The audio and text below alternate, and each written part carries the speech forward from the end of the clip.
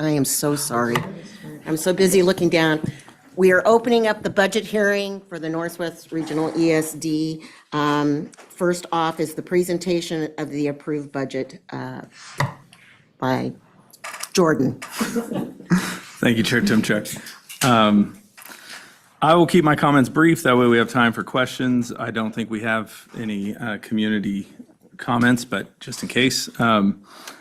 The budget was approved, as all of you know, by the Budget Committee unanimously at its meeting on May 27th. The proposed budget as approved is attached to this agenda item as well as a resolution. It does come up every year, and I've never had a solid answer, so I actually did some research on it this year. You do not have to read the entire resolution word for word. So I've put in a proposed resolution in the agenda item. If somebody does want to propose adoption of this budget, there is like a one-sentence motion that you can do without reading all the numbers and everything. The Budget Committee has not proposed any changes. Staff are not proposing any changes to the approved document. I did want to touch on a couple of things very briefly. As we go through the spring, district purchases become clearer to us, as well as overall funding level. You may remember at the Budget Committee meeting, I explained that generally we have to put this together, but even before the short session is over. So when we built this budget, we did have an assumption in NOS that we would get additional funding. NOS is the Northwest Outdoor Science Schools, outdoor school program. And then in our budgets, for example, with our SEL schools, we have an assumption of the purchasing districts are going to do. In those two cases, and those are the most notable examples that I have of where we are seeing, first of all, the legislature did not increase funding for outdoor schools, so we already know that that change occurred. And we are seeing some indications from our school districts that there will be a lower level of purchasing in our SEL schools than we anticipated in this budget document. So all that to say, there's nothing the board needs to do with that information, but it does create a situation where we might be, our appropriations might be slightly higher than what they need to be. But both revenues and expenses will come in lower. The board does not need to take action with this. I just want to bring a little transparency to the overall process. As we're looking at budget to actuals next year, you will see that very likely our revenue is a little bit lower than what we're asking you to approve in this budget tonight. The only other thing that I wanted to mention is that we did have a very small error in the ED1, which is a form that we have to send to the newspapers to publish when the budget gets approved. We listed the wrong amount of debt outstanding, and this is on the Onquak building specifically. We talked to the Department of Revenue, and the remedy that they proposed was that we note that in this agenda item for the board to have on record what the actual amount is and that you acknowledge that there was the error. There's no action the board needs to take. This is an information item only, but it's included in the cover sheet here. Those are the big things, and I will leave the rest to any questions you might have. Any questions by board members about the budget? All right. Is there tonight any public comment about the budget? No, Chair Timchak, there is not. All right, thank you. Board, we would like to talk about the budget, please. Any discussion? Well, with that, I will make a motion, be it resolved that the Board of Directors of the Northwest Regional Education Service District hereby adopts the budget for fiscal year 2026-2027 in the amount of $279,467,646, now on file at the administrative office located at 5825 Northeast Ray Circle, Hillsboro, Oregon 97124. And then we don't need to read the rest, Jordan? No. It would be good to read into the record what the resolution number is, the 26-017. The resolution is, oh, I don't see. 26. It's not on the paper. 26017, not 0017, yes. A second. it's been properly moved and seconded that we approve the 2026-2027 budget as presented by the Budget Committee with the with the board, it's already been put into record, all of the exact details of that. Is that all right, Board Secretary? Are you good with that it's been properly moved and seconded? Yes. All right. Is there any discussion on the motion? Seeing none, we will call the question. All those in favor of approving this year's budget signify by saying aye or raising your hand. Aye.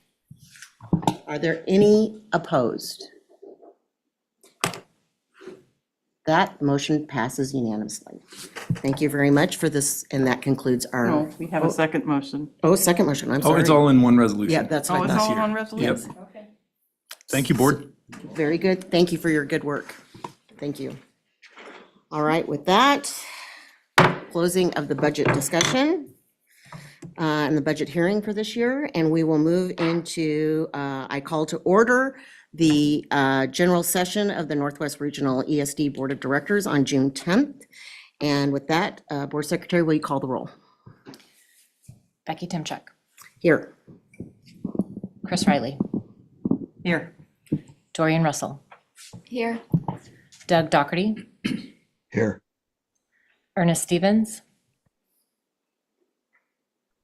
Here. Maureen Wolf, Here. Michelle Graham, Here. Mira Samantel, Here. Paul Jarrell. Good evening here. That's great, you guys. I think this is the first time we've had a full house in a while, so thank you very much for ending the year with that. Next order of business is our Pledge of Allegiance. And Michelle, if you want to lead us in the Pledge of Allegiance. I pledge allegiance to the flag of the United States of America and to the republic for which it stands, one nation, under God, indivisible, with liberty and justice for all. And land acknowledgement, Maureen? Yeah. Thank you, Chair. We want to acknowledge that we gather as the Northwest Regional ESD on the traditional lands of the Chinook, Clatskanie, Clatsop Nehalem, Kalapuya, Siletz, and Tillamook peoples, past and present, and honor with gratitude the land itself and the people we have stewarded throughout the generations. Thank you. Our board members, are there any revisions, reviews to the agenda tonight?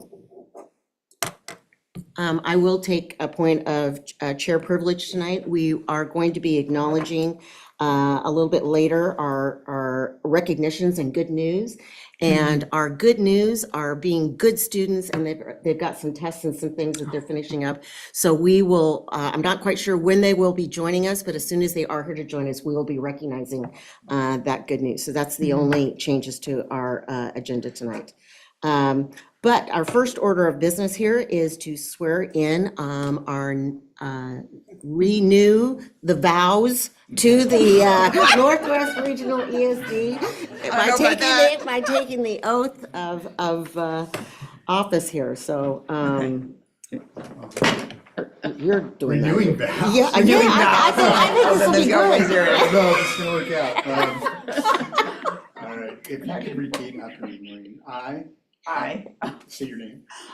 Maureen Wolf, Do solemnly swear do solemnly that swear I support the laws of the United States, that I support the laws of the United the States, state of Oregon, the state of Oregon, and the policies of the Northwest Regional Education Service District. policies of the Northwest Regional Education Service During District. my term as member of the Board of Directors, During my term as a member of the Board of Directors, I will faithfully and impartially see, I was going to finish your sentence. I will faithfully and impartially discharge the responsibilities discharge the responsibilities of of the office to the best of my ability. the office to the best of my ability. And with that, I now declare you superintendent and newly sworn board member. Congratulations, Maureen. All right. Next order of business, superintendent report. Thank you, Madam Chair. And that was quite the opening to a board meeting. I'm into it. It is June in schools. It is a very, very busy time in schools across our region, across the state, across the country. There there is a lot going on, and I've been personally out to almost every one of our sites in all of our counties over the last few weeks, and I am completely confident in my statement that our educators at Northwest Regional are running hard through the finish line and accomplishing quite a lot of things on behalf of kids. Over the last few days specifically, and as I wrote in the report, and I'm not going to read the full report verbatim to you, but we have celebrated retirees. We've had our kind of a number of culminating meetings with our regional superintendents, both all together in county groups. We are convening inter-county, interdisciplinary in-service planning committee that is going to help us plan an awesome comeback for the fall for our staff. And we just pushed out our last big newsletter of the year that hopefully hits your inboxes. Was it this morning or last night? Last night, with just a ton of stories of accomplishments for the kids that we serve. So it's really busy. We have graduation ceremonies. There was a field day today at the Beaverton Education Early Education Center, Early Childhood Center, where the principal had things poured on his head and all that good stuff. And so there's a lot of fun. It's a lot of work, and I'm really proud of our staff. Within this, sprint to summer, it's also a time of planning forward, like the in-service stuff I just mentioned.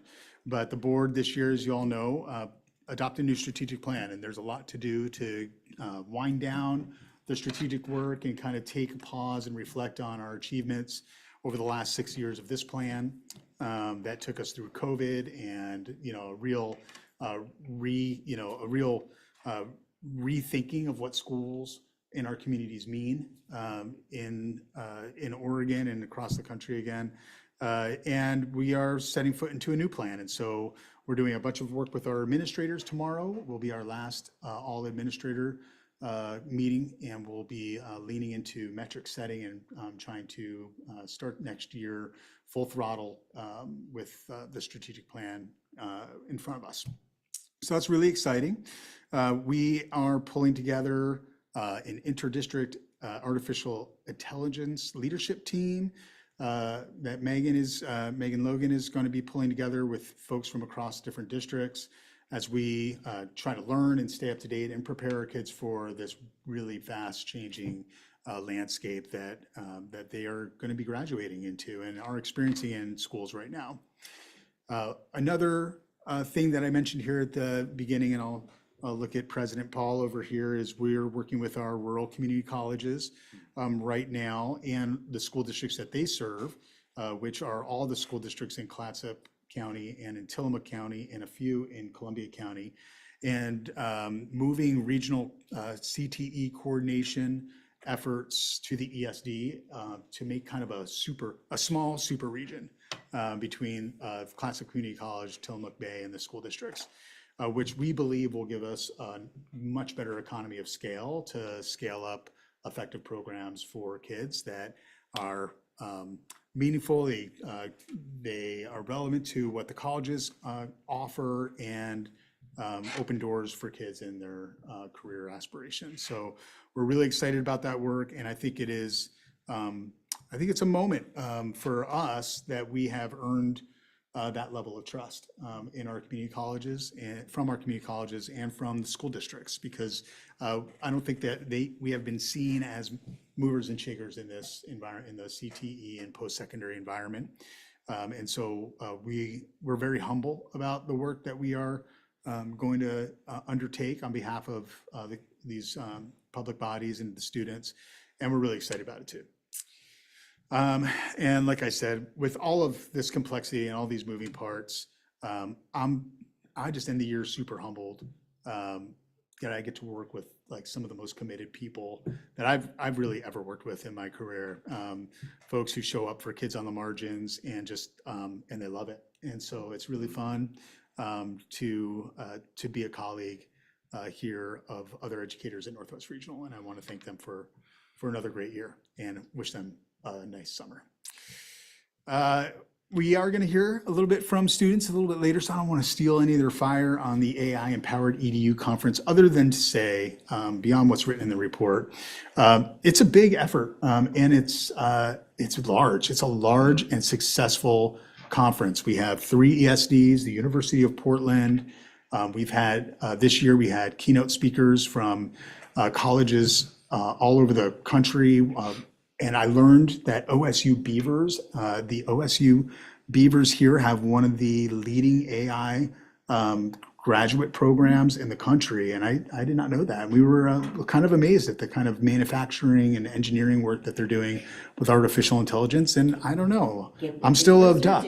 I'm still a duck, but I was kind of into it. So it was a really good conference. It started with a band, like like a rock band, like as you walked into the conference arena. And one of our staff members here, G. Bundy, who has been before the board before, was the lead electric clarinetist playing 2001: Space Odyssey as people came in, which was kind of cool too.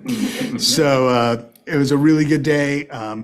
It did fill me with a sense of urgency for making sure that we're thoughtfully helping our educators help kids navigate this world. It is very fast moving.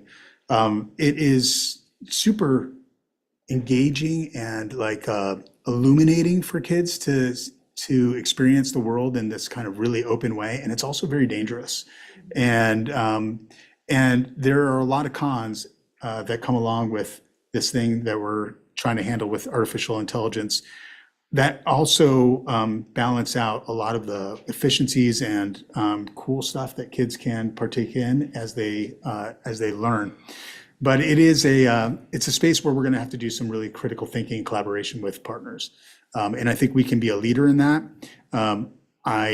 Some days I want to just turn the computers off and say AI should just not be anywhere around our kids or our futures. And that's not the world that our kids are going into. Our kids are going into a highly connected world. And when you talk to the business community and our industry partners, our kids are not going to have an option whether they're going to use AI or not in these careers and high-paying wage careers. And so we have to prepare them for it, and we have to do that thoughtfully. So I thought it was a great opportunity. It was packed. Like I said, there were educators from all over the place, all the way out in the gorge to down in Eugene. And I know we'll do it again next year. I'm really excited about it. Since the last time we have met, there was an election, and there were some changes and some unexpected results, some very tight races that people thought would be tight. And I did write a little bit in here about some of the elected official pieces. I'm not going to repeat all the stuff in there. I did want to, though, say on the record and speak into a microphone that Senator Janine Solomon, who lost her primary challenge, has been an incredible friend to this Northwest Regional ESD. She has been an advocate for early childhood programs. She helped us significantly raise the funding levels for EIECSE as a member of the Ways and Means Committee. She was very present in education spaces and was a good listener. And very tangibly here at Northwest Regional ESD, she really was the person who brought $2 million right into this agency to help us build that beautiful early learning center at Antioch. And so I just want to say that she will be missed in the legislature, and she'll be missed by Northwest Regional ESD, and she should be proud of her work. Other things that occurred that I think are substantial, I wrote a tiny bit in here about the gas tax measure that went down in flames. Really was a wipeout at the in the results, and what that really means for education, which you wouldn't usually put those two things together, but there is a finite amount of money at the legislature and at the state. And there's a big budget shortfall at ODOT, and that means that budgets throughout the state will be tighter.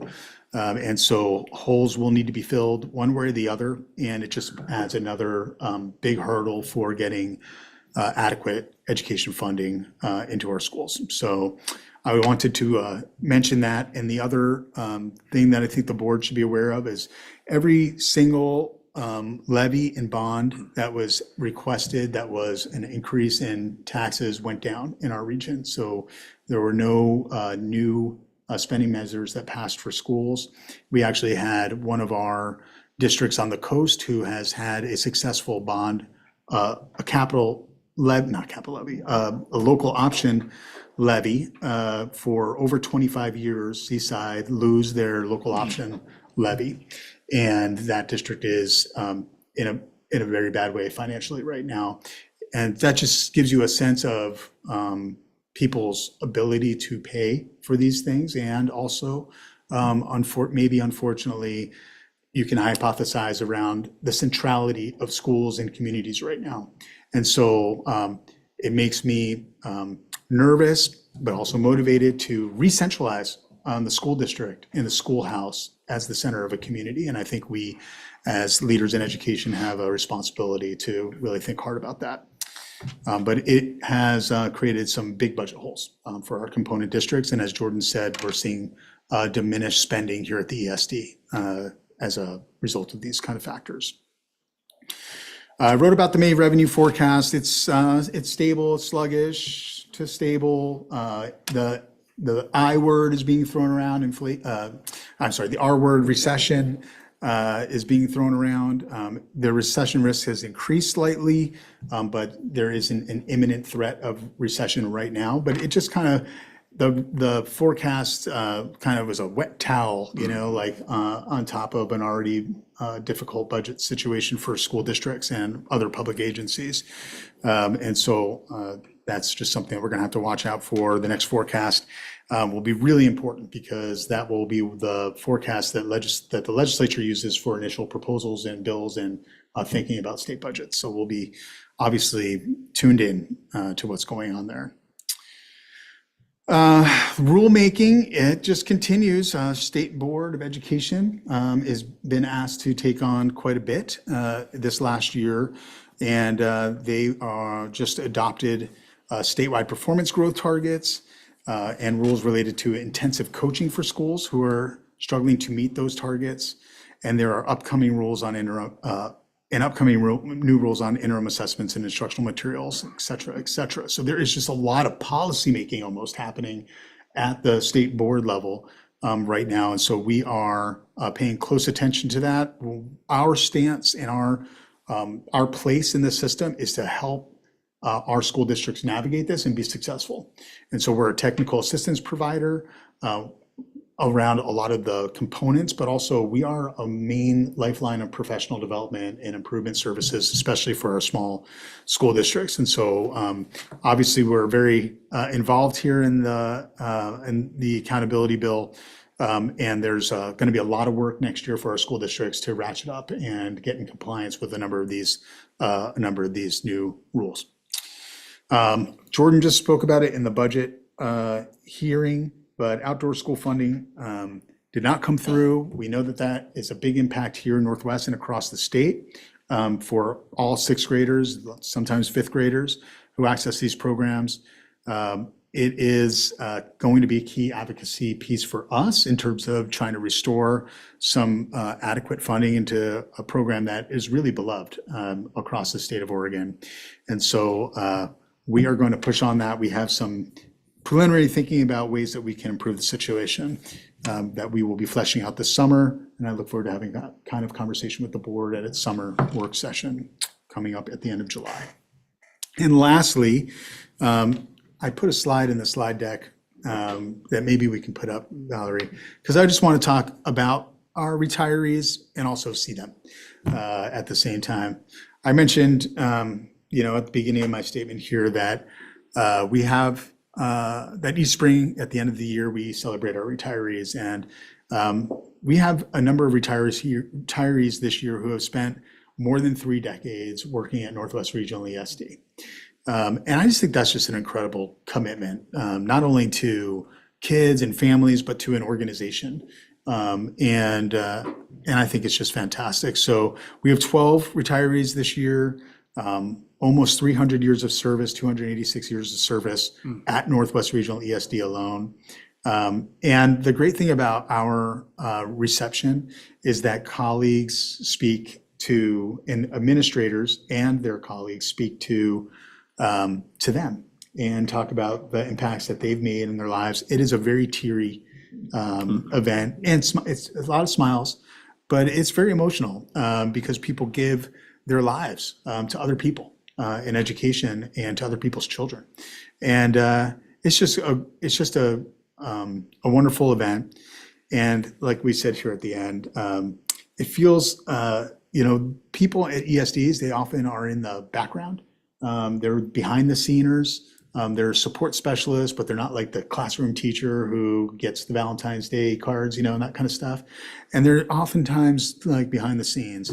And it's fitting that our folks feel seen here at the end of their career at the ESD by their colleagues. So each of the folks that are pictured up here helped build the organization that we get to thrive in here at Northwest Regional, and we're just deeply grateful for their service. And with that, I'm happy to take any questions. Board member, are there any questions for the superintendent? All right, thank you so much for that thorough report. Do we want to move to consent agenda? I will move to approve the consent agenda as presented. Russell, second. It's been properly moved and seconded that we approve the consent agenda. Is there any discussion? Seeing none, board members, all those in favor signify by saying aye or raising your hand. Aye. Aye. Any opposed? Motion passes unanimously. All right. We're just moving right along here. Next order of business is the reports and discussion. And first up is instructional improvement efforts in Northwest Regional ESD SEL schools. Robbie Davis. Hi. Welcome, Robbie.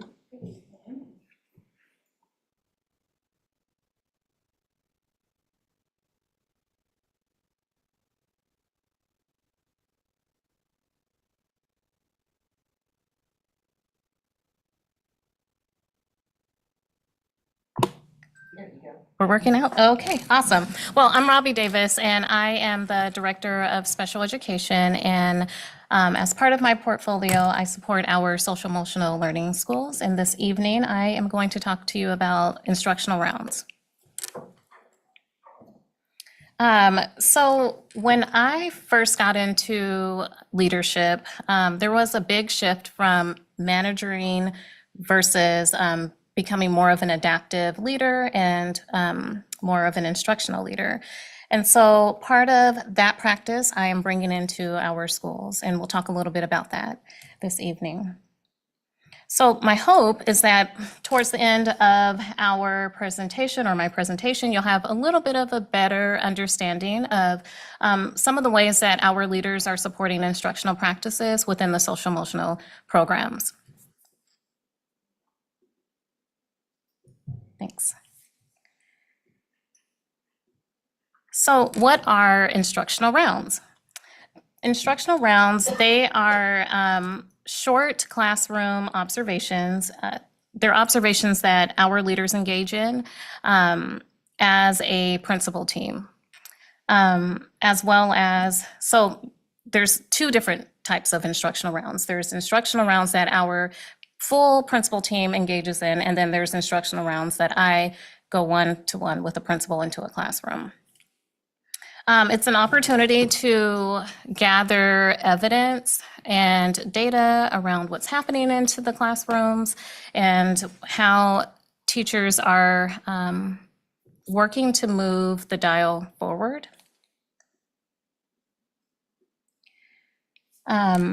Part of our process is we gather data and we look at different trends. We actually have a rubric and we look at different trends to kind of figure out how we can, different ways that we can improve instruction.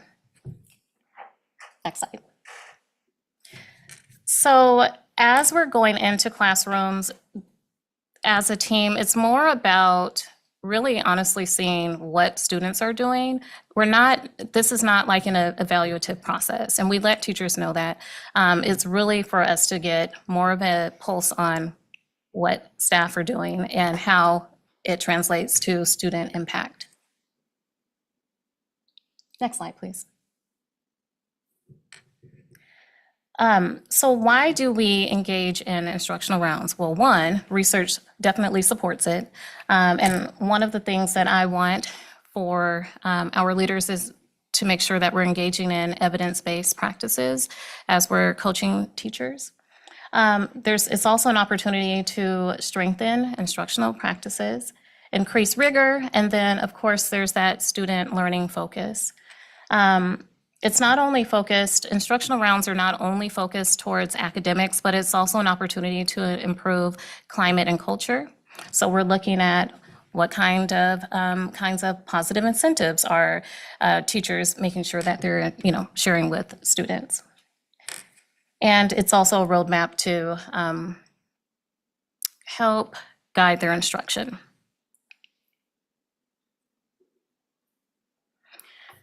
On the leadership side, it truly is an opportunity for our leadership team to calibrate across all of our programs. I think it's really important for us to be more aligned rather than this program functioning as a separate government and this program functioning as a separate government, but more so just align our practices. So you'll have more coherence across our schools. It's also an opportunity for us to build on our leadership skills. So as I'm going through instructional rounds with our leaders, I'm able to coach them. They're able to then coach teachers in that way. Our rounds are, go back please. Our rounds are definitely centered on equity. So some of the things that we're looking for when we're walking into the classrooms, we're looking at what does differentiation look like? Are, an array of cultures being represented in instruction and curriculum?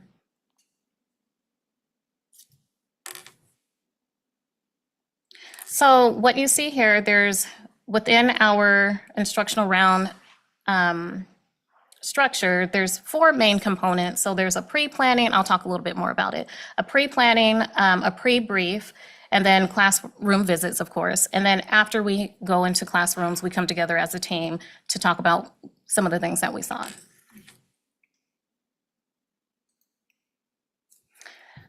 Okay, so part of the pre-planning process, I work with principals to actually build the agenda. Stuart, if you actually click on that agenda, I can show you all an example. It's a little tiny print. But essentially, I work with principals and we, you can scoot up a little bit.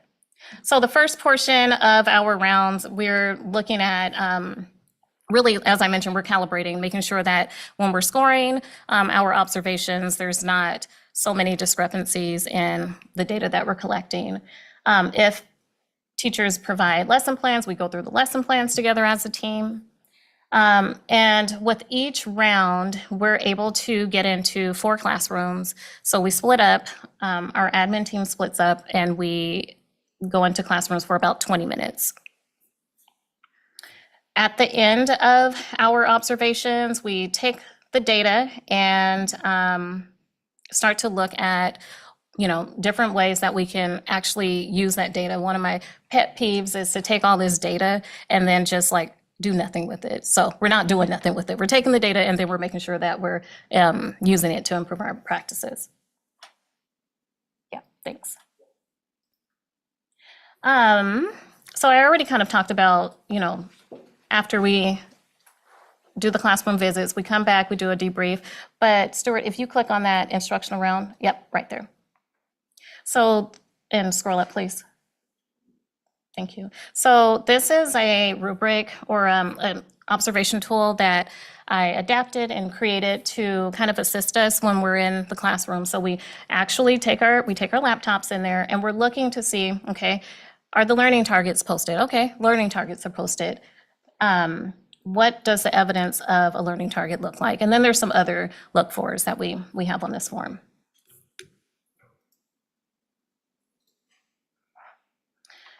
So through our rounds, we had some key themes. And I can't see that little writing. One, in the areas of strength, I'm really proud to see that, mind you, these are, they're announced visits, but what I was really proud to see is that 90% of our classrooms did have their learning targets posted. There was an average of about 90% engagement. And so when we're in the classroom, part of that form or part of the practice is that we stop at the 5-minute mark of our observation, look up, and we are actually looking to see which students are engaged. What's the percentage of students that are engaged? So we gather data on that. And then 100% of our classroom teachers were differentiating instruction. So the areas of growth, I really would like, one of the areas of growth that we kind of talked about as a team is that we would like to see more variety in the way students are engaging in their instruction. So when we were in classrooms, we saw a lot of direct instruction happening, which is great, but there's also other ways to help students, engage. And then one other big area of growth was I really want to see evidence-based curriculum used throughout all subject areas. So part of our practice is to look at low-hanging fruit, or what are those action steps? My team will hear, what are the action steps that we could implement like yesterday? Those action steps would be, so yes, all 90% of teachers had their learning targets up and posted, but what I would like to see and our team would like to see is that those learning targets are written in student-friendly language. They are able to internalize them, and I can walk over to a student and say, hey, what are you learning today? How does that relate to what you learned yesterday? And then how are you going to use that in your everyday life? In addition, I would also like to see an introduction of different ways to check for understanding. So getting some of those formative assessment data in real time. And then continuing to encourage the positive feedback. So one of the classrooms we went into at Levi Anderson, the teacher was ready to go. She had her, I can't remember, I think they're called bulldog bucks, but she had them ready to go and like literally pass them out. And just building our students up. So I want to continue to see more of that. So we have those low-hanging fruit, and then we have the larger term goals.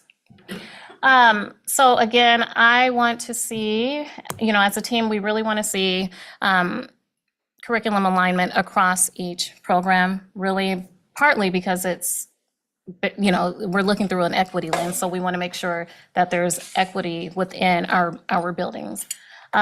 We also want there to be a very clear, drawn-out scope and sequence so that, teachers aren't just waking up, going in, and this is not what's happening, but going into the classroom and just willy-nilly, this is what we're going to do today. We want it to be really tight and succinct. And then a clear use of evidence-based materials throughout the day. Thank you. And looking forward, what I really would like to see, so these are some goals. One of the things that I've been working with principals on is intentional scheduling. So when you're a building principal, there's lots of hats that you're wearing, lots of fires that you're putting out, but it's really important to make sure that you're getting into classrooms and coaching and seeing what's going on within your building. So some intentional scheduling, and then with instructional leadership teams, those are teams that are pretty much comprised of teacher leaders within the building. And I would like for our instructional leadership teams to start doing walkthroughs, and then finally peer-to-peer observations. I think feedback is usually well received when it comes from a peer. And thank you. That's it. Are there any questions? Do we have time for questions? Are there questions? Oh, you have some questions. Okay, great. Board, any questions? Maureen and then Paul, or Paul? We're so polite. Go ahead, Paul. Thank you. So I have a couple questions. So one, just from the standpoint of implementation of this, how did you navigate the instructors, the teachers in the classroom not feeling threatened or judged, because they are being judged in some ways, right? And that, how did you get past the fear or skepticism that your observation somehow would contribute to their performance evaluation, even though you say it's not? That's a good question. So our leadership team, we kind of did some front loading. So we asked for this round this year for teachers to mostly volunteer themselves. So teachers felt comfortable with us coming into their spaces.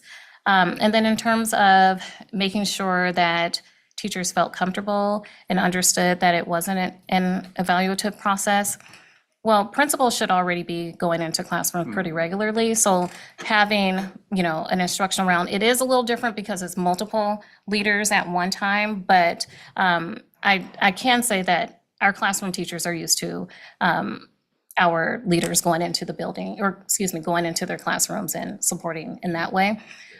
They also understand that it's part of the coaching cycle. So then can I then ask this question about, so I know you mentioned that you have a feedback or a debrief with your team after you do your rounds. What mechanism do you have to get the feedback back to the teachers so that they can use this for continuous improvement? Yeah, so what I don't want to do is overwhelm teachers by giving them a bunch of feedback. So what principals typically will do is they'll take the low-hanging fruit as a team and take that back to their teachers. It's not necessarily, as I mentioned, it's not that we are looking at teaching practices, but we're more so geared at more of like the whole picture, not necessarily dialing into one specific teacher, unless there, was something that we really needed to address, which we haven't experienced that right now. Great, thank you. Maureen? Yeah, I'll go fast. Robbie, that was great. And when I was on the Tiger Tarleton board, I had an opportunity as a board member to observe instructional rounds. And so I was really excited to see that last slide about adding peer-to-peer and the instructional leadership teams, because I think what a great opportunity to learn.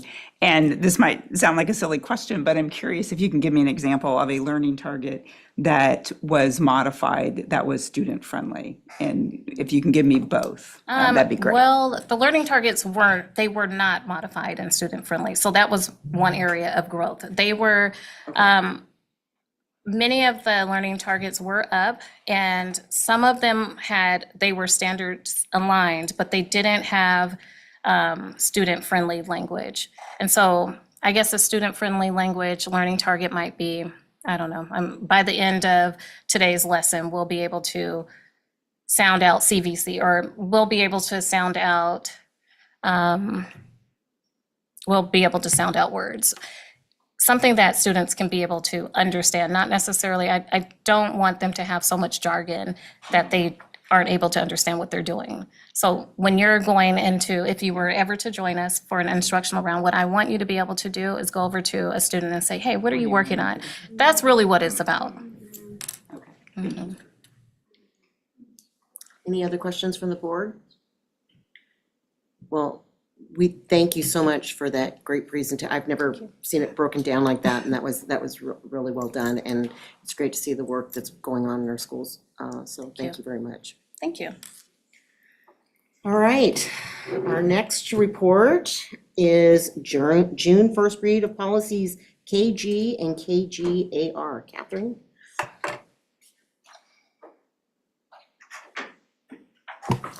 Madam Chair, members of the board, I have one policy and procedure for you to consider this evening. And just as a reminder, we do get some policy and procedure updates from OSBA. This one actually we're bringing forward out of need. So you may have noticed we have iPads next to our conference rooms and meeting rooms. And so we have an electronic reservation system We had originally attached to this KGAR a paper room reservation form. And then a separate process that our receptionists were using. And so the changes that are proposed here are to align our practices to one centralized system, and then making sure that we have some clarity when people read the actual policy and procedure, that they know how to reserve our facilities. I'm happy to answer any questions you might have. Board members, any questions about the proposed policy change? All right. Great, thank you, Catherine, appreciate it. All right, administrative reports, superintendent? I feel like I'm now stalling for these kids. We're cruising, but I think you've heard enough of my voice tonight already. So I am happy to take any questions the board might have about the reports. These are a really good read on like the end of the year and things that have been accomplished. And We're all guilty of it tonight, Stuart, sorry. they're nice culminating reports that recognize all the work that's happening in departments, and so I'm happy to answer any questions the board might have. Board members, any questions about the administrative report? Just a real quick comment. I was really delighted to see the information about the commercial driver's license program, which was piloted, and then another area of our region here is taking it on. And I think there's so much what we're about. Yeah, that it gets to the scaling, Yeah. That we were talking about earlier with CTE, a more broad touch on that. I'm happy you brought that up. That is, first of all, the kids who come into that are super pumped. So we had, I think it was 20, I'm probably gonna get the number wrong, 26, I think, kids come, who are seniors, who came to the Beaverton Center here with Elite Trucking, and, they're graduating now, and they're gonna be graduating with a pathway to a really well-paying career if they stick with it. TBCC has a logistics center where we can do some work there, and that partner here, Elite Trucking, is like, let's do this, let's do more of this, right? And let's go out to the coast. And so now we have an industry partner, a site partner here, an education partner, and we're gonna be able to expand those opportunities to kids. And that's the model for like when Misty and Adam talk about industry recognized credentialing and expanding that work. That's the model. It's small pilots and growth. So yeah, it's really exciting stuff. Yeah. Thank you. Any other questions or comments? Yeah, I was really pleased to see that too. I mean, we cannot provide enough opportunities for our students, and there's just so much opportunity that we can. And it was a good reminder when we went out and visited with Paul out at Tillamook.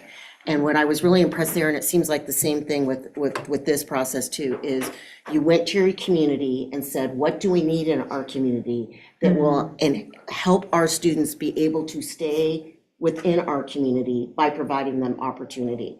And so that is a way that you have a great partnership between what we're doing in education and what we're doing with community. So that is great. It's looking like, are we getting ready for our special guests? Yay!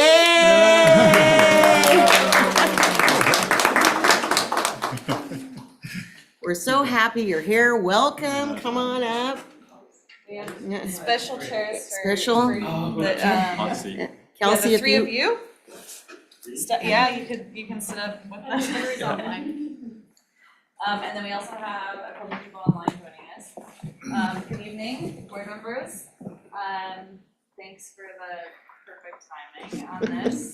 We have, I'm gonna yield the vast majority of my time to these folks, but we've got a few students from Beaverton School District who have shown incredible leadership, not only in their school communities, in their school district community, but in the region. They've presented at CAFE, they've presented at the AI conference. I think they've got some really big ambition that we're excited for them to share with you about regional leadership, and maybe a quick round of introductions, and then you guys can talk a little bit about what it is you're hoping to accomplish. So Let's start online with both Henry and Habak from our team. Who are you? And then we'll move into the room.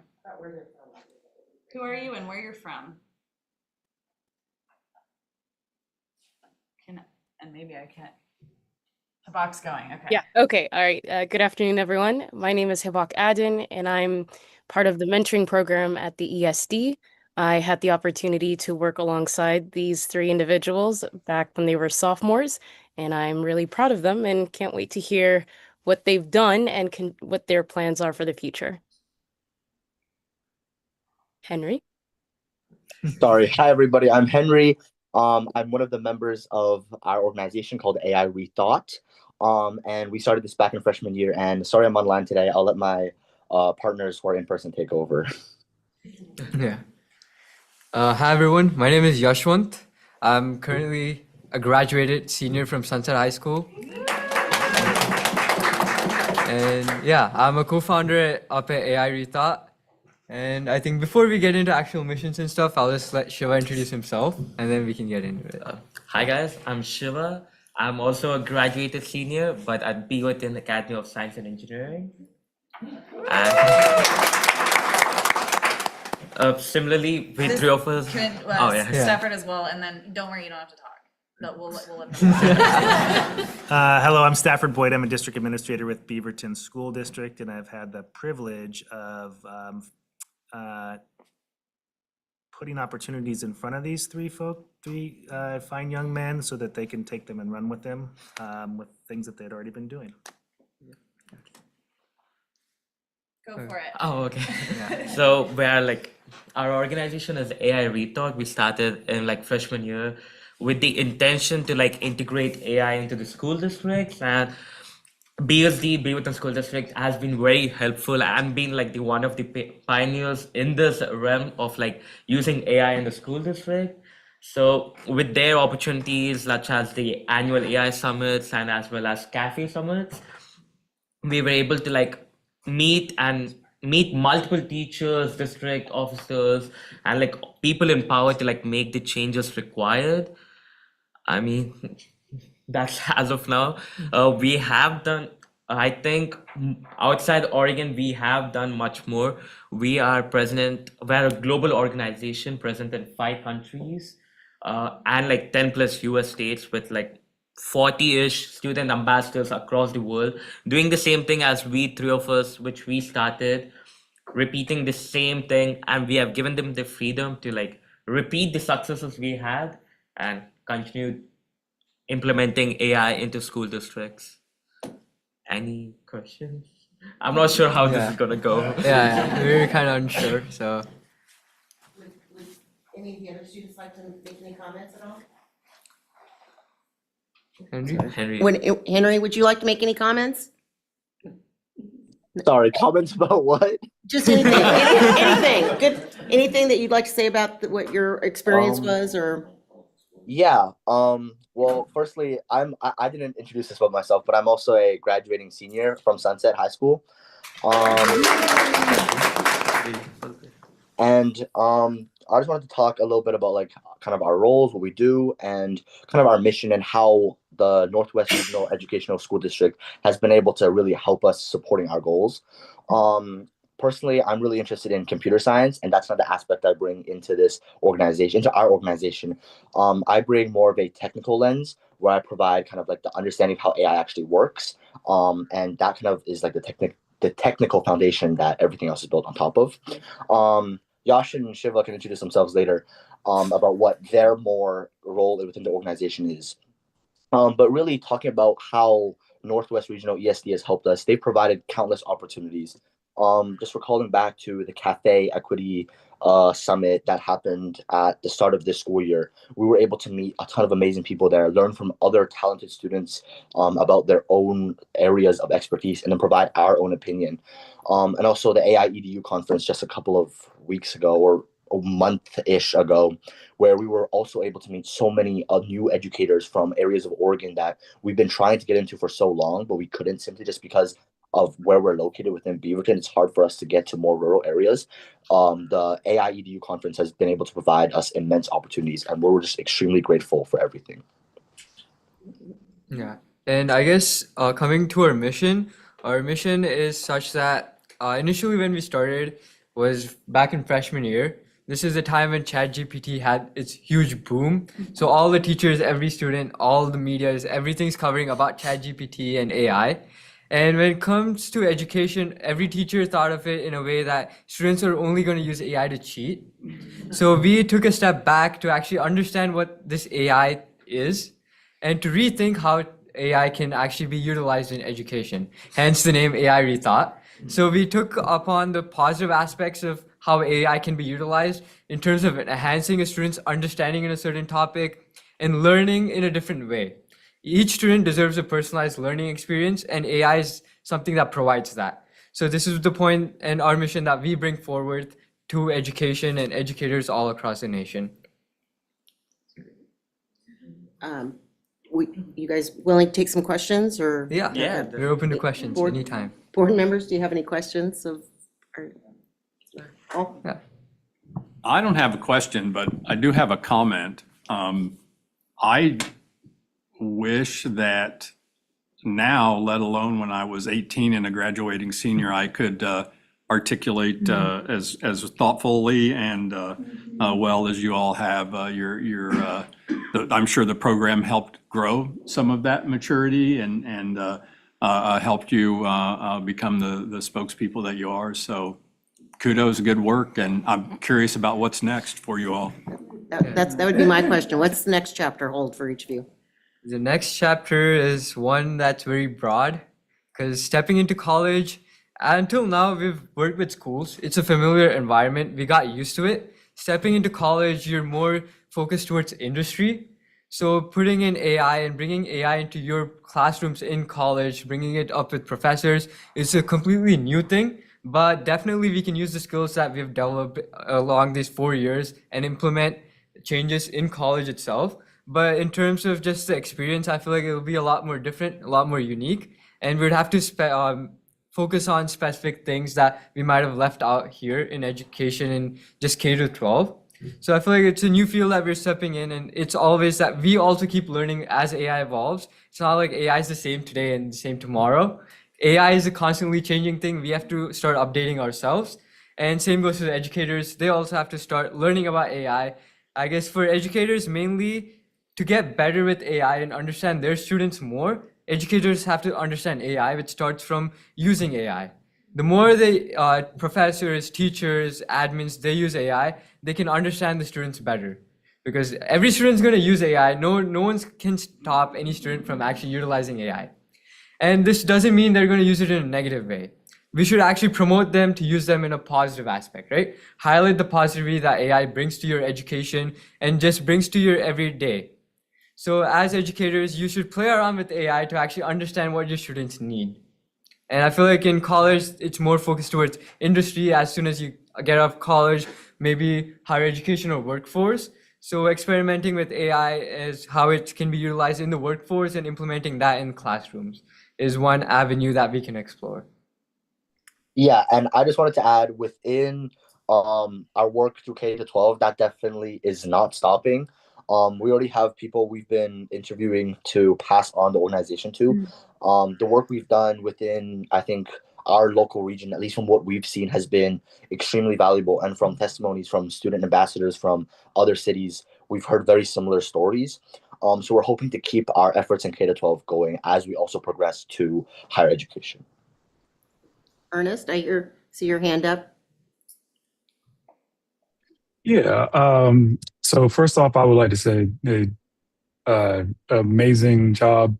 I love what you're doing, and I think this is very forward thinking. My doctorate work is in management strategy, finance, and artificial intelligence. And at my university, we're already, we've already done some of this, what you're talking about.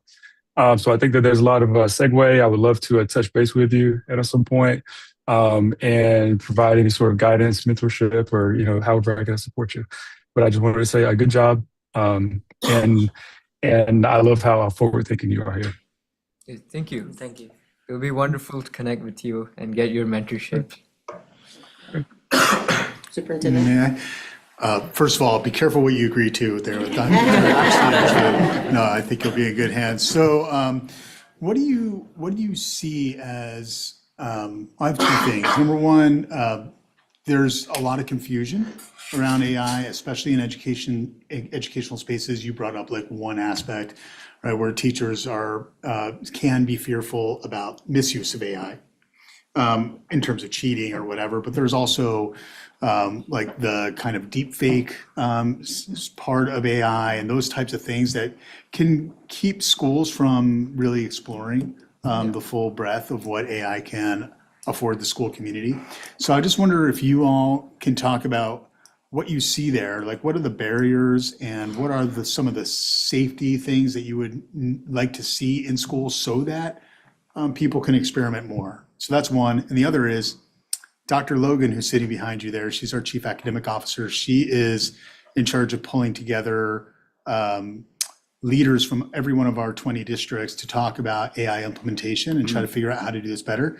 And I bet you before you leave, you should probably, grab her number right there. So, but I'd love to hear your take on some of the, some of the barriers and what you think we need to do to overcome them. Yeah. First, I want to highlight the point that you brought about deepfakes. I feel like this is a very interesting space that we're moving into, especially with AI video generation that's booming right now. And actually, my physics teacher in school 3 weeks ago, he did a small experiment in class itself.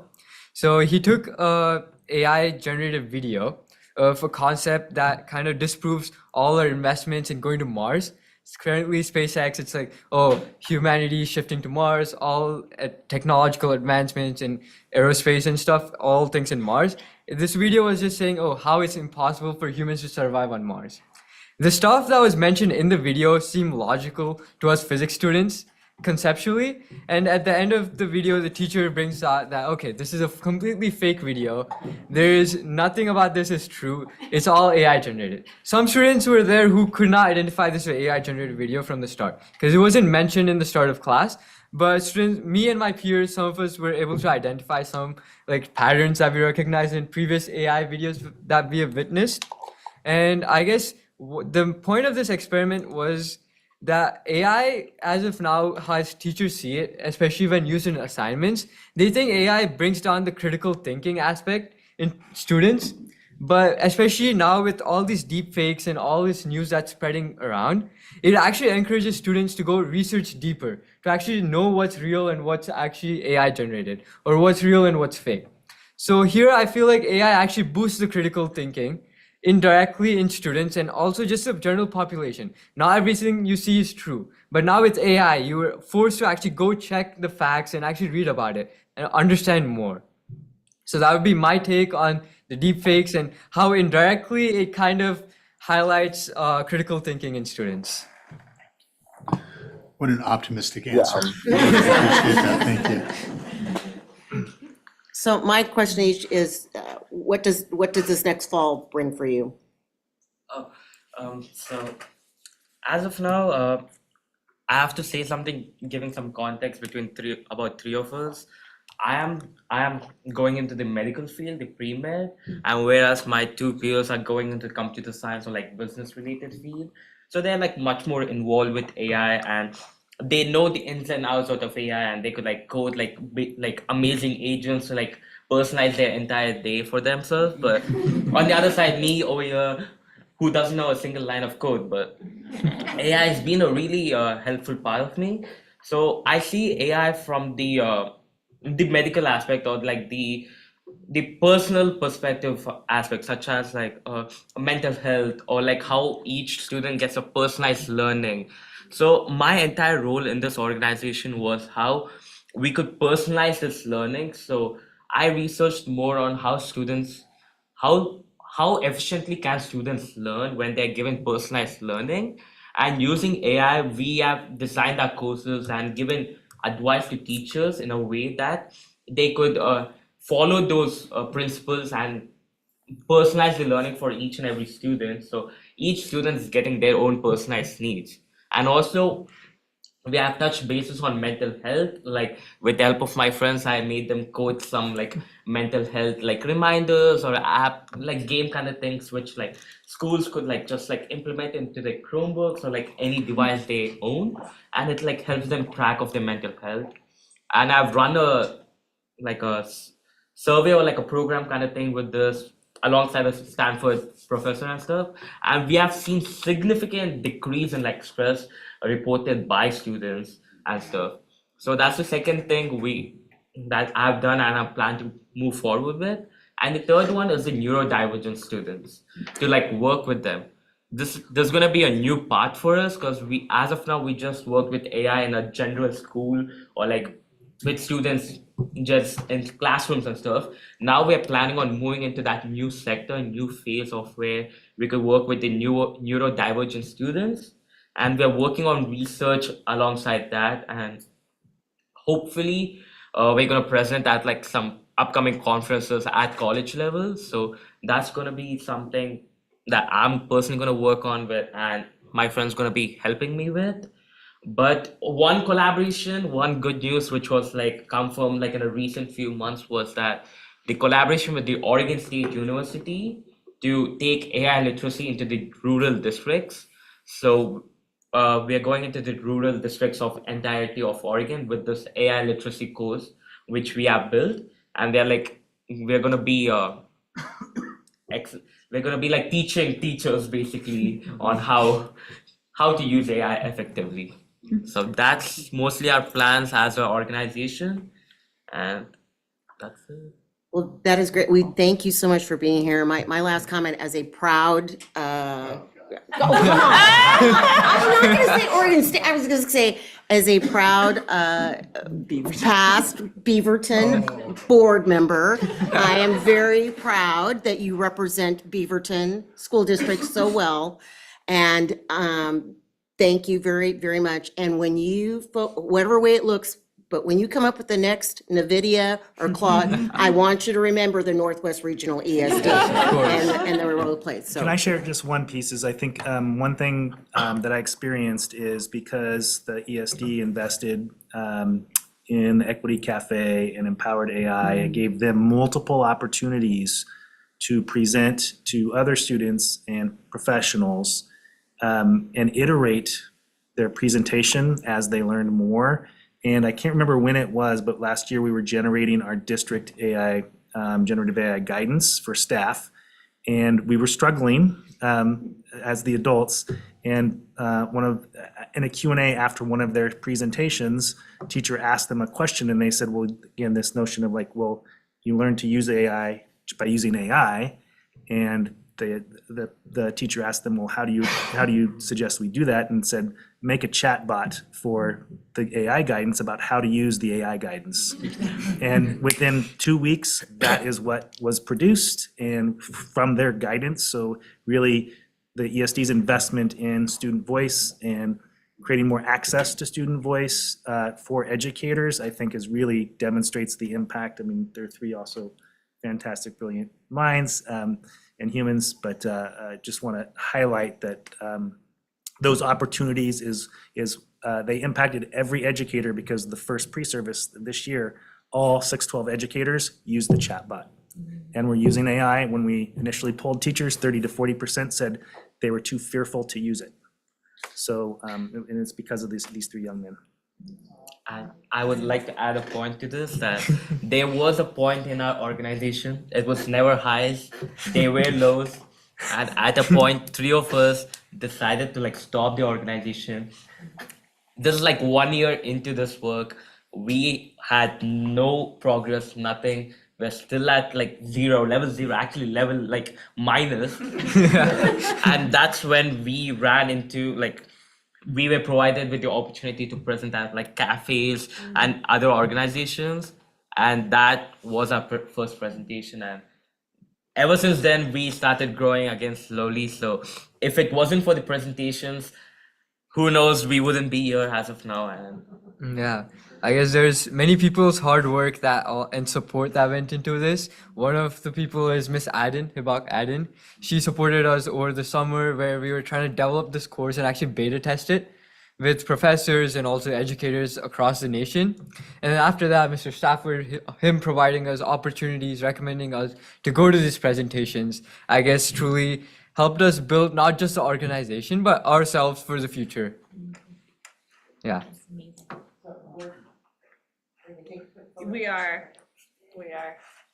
Could we get a photo with Henry in the background too? You'll be in there. And the board. Yeah, please.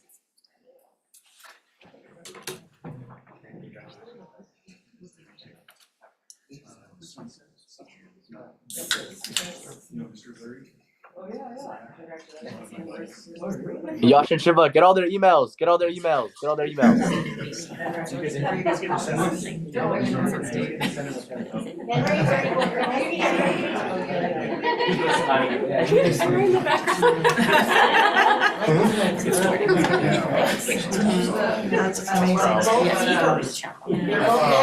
They're both gonna be beavers. All right. So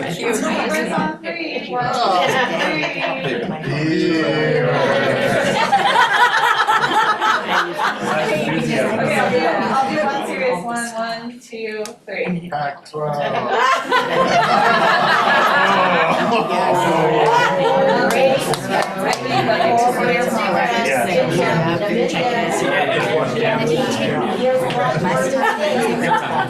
real time. Thank you for coming. Thank you for rushing out here. Thank you. Yeah.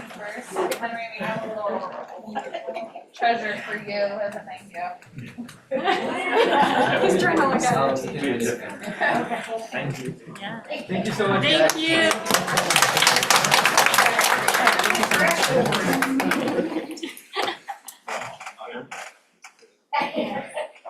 All right, our last item is tonight are the action items, and first order of business is the April 2026 and May 2026 financial report.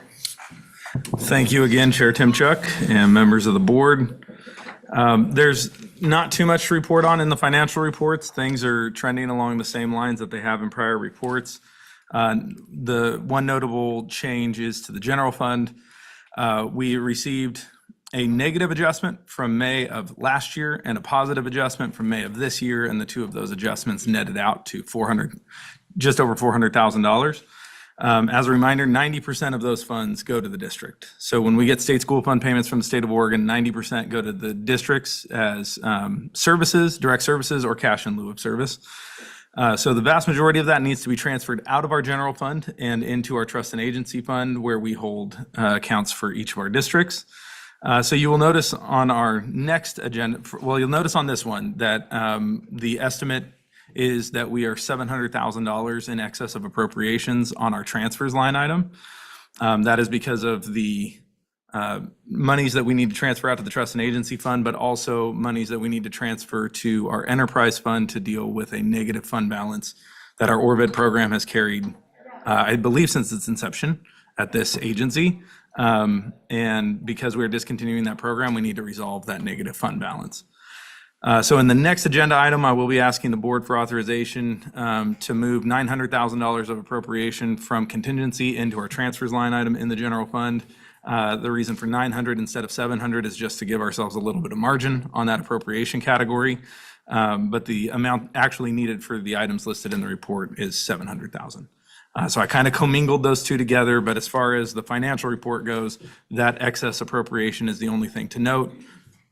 I'm not trying to influence your decision, but if the board approves the appropriations transfer, we won't be in excess of appropriations anymore. Are there any questions from the board? Maureen? Jordan, thank you. And my only wondering on the special revenue fund, does that try to get kind of close to being on par by July, or, because I can't remember. So, but it's substantive. So I just wanted to make that point. Thank you for the question. We will submit Q4 claims at the end of June. And so we won't start receiving reimbursements from the state of Oregon until July and August. This is, for those familiar with school districts, the fiscal year closeout at an ESD is much longer than it is in a school district for this exact reason, because so much of our revenues do come from reimbursement grants. We kind of have to drag it out a little longer. They will get recognized because of our basis of accounting. They will be recognized in this current fiscal year, but I do not expect the fund to be cash positive on June 30th. It will take almost probably all the way through August, potentially into September for us to recover all of the funds from this year, at which point we will be spending money out of next year's programs. Any other questions for Jordan? All right, Chris? I move we approve the financial report through May 31st, 2026 as presented. Wolf. It's been properly moved and seconded that we approve the financial report through 5/31/26 as presented. Any discussion on the motion? All those in favor of the motion signify by saying aye or raising your hand. Aye. Aye. Any opposed? Motion passes unanimously. Thank you. All right. And you can And lead then us- I will move to approve Resolution 26018, 2025-26, General Fund Budget Appropriation Transfer as presented. Mrs. Mira, I'll All right, it's been properly moved and seconded that the board approves Resolution 26-018 and adopt the 25-26 General Fund Budget Appropriations Transfer. Is there any discussion on the motion? Seeing none, board members, all those approve, signify by saying aye or raising your hand. Aye. Any Aye. opposed? Motion passes unanimously. Thank you, Jordan. Thank you. Thanks for all your hard work. Thank you. Our last action item is to approve the LTCT IG application. Robbie Davis and Megan Logan.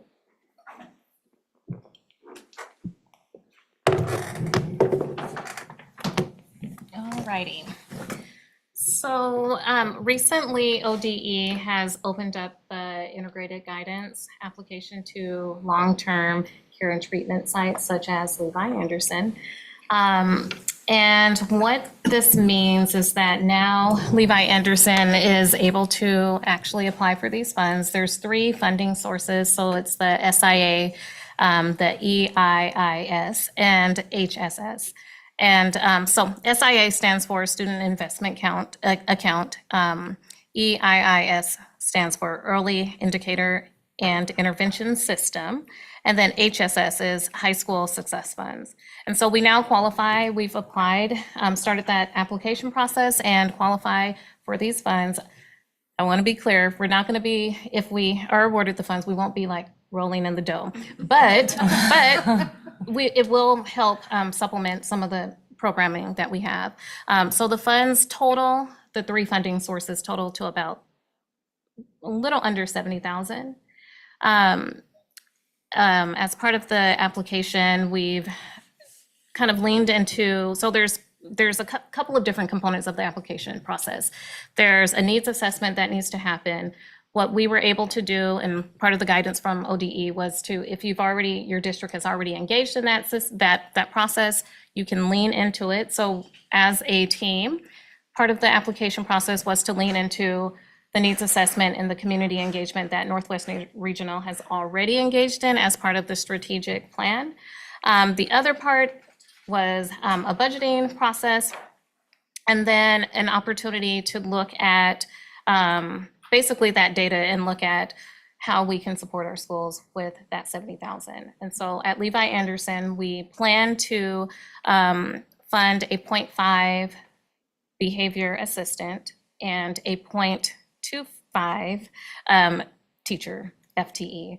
And it's not an additional, what we are doing is kind of, well, I would say we're using these funds kind of to supplement, because historically Levi Anderson has, so the enrollment has declined a little bit. And as you have heard with, all of the budgeting. So enrollment has declined, but we want to make sure that we are still maintaining quality services. And so these funds will help contribute to that. You got anything else to add? I'm just here in case there's any specific questions around integrated programs. So this is just, we talked last month, I presented to you all when we were in banks about where we're at with integrated programs. And if you remember one of the slides, I mentioned that each year they've applied integrated programs to more organizations. It started with just school districts. And then the next cycle, they added charter schools. And so now they've added YSEPs, JDEPs, and long-term care and treatment programs. And so Levi Anderson is one of those. And so now it's a very interesting dynamic because we actually are liaisons to ourselves. So I am Robbie's liaison and I meet with Robbie and make sure she has everything she needs to be able to do the application, which she did a great job on. And so if you guys have any, more Levi specific application questions to Robbie, and if you have any bigger questions just about the integrated programs, I'm happy to take those as well. Board members, do you have any questions about the proposal? All right. I will move to approve the 26-27 integrated guidance application for the LTCT program at Levi Anderson Learning Center as presented. Samantha. All right, it's been properly moved and seconded that we approve the 26-27 integrated guidance application for the LTCT program at Levi Anderson Learning Center as presented. Is there any discussion on the motion? Seeing none. Board members, all those in favor signify by saying aye or raising your hand. Aye. Any opposed? Motion passes unanimously. All right, that is our last, thank you very much for your presentation. Board members, any comments this evening? The only thing I will remind board members is please be watching your emails because as we discussed in the executive session, we will be holding a special meeting, hopefully before June 30th. So getting back to Valerie on scheduling that as soon as possible will be imperative. So if you can be looking for that. And then lastly, I would just like to thank the staff. Some things are wrapping up, but we know the ESD does not get to take the whole summer off, but we appreciate you having a successful year and all of your hard work. And we do hope that all of you get some rest and relaxation and recharge your batteries. I mean, great job on the budget. We know what a heavy lift that is, and all of the grants and all of the things. And as we bring in new staff and all the new programs, we're so excited about all the things that are happening with CTE and just all the great things that are happening. And Superintendent, thank you so much for guiding this great staff through another successful year. And again, we hope that you all are able to enjoy some of your summer here, and we appreciate all of your hard work. And we'll look forward to seeing the staff or seeing some of the staff at the work session at the end of July. So with that, meeting is adjourned.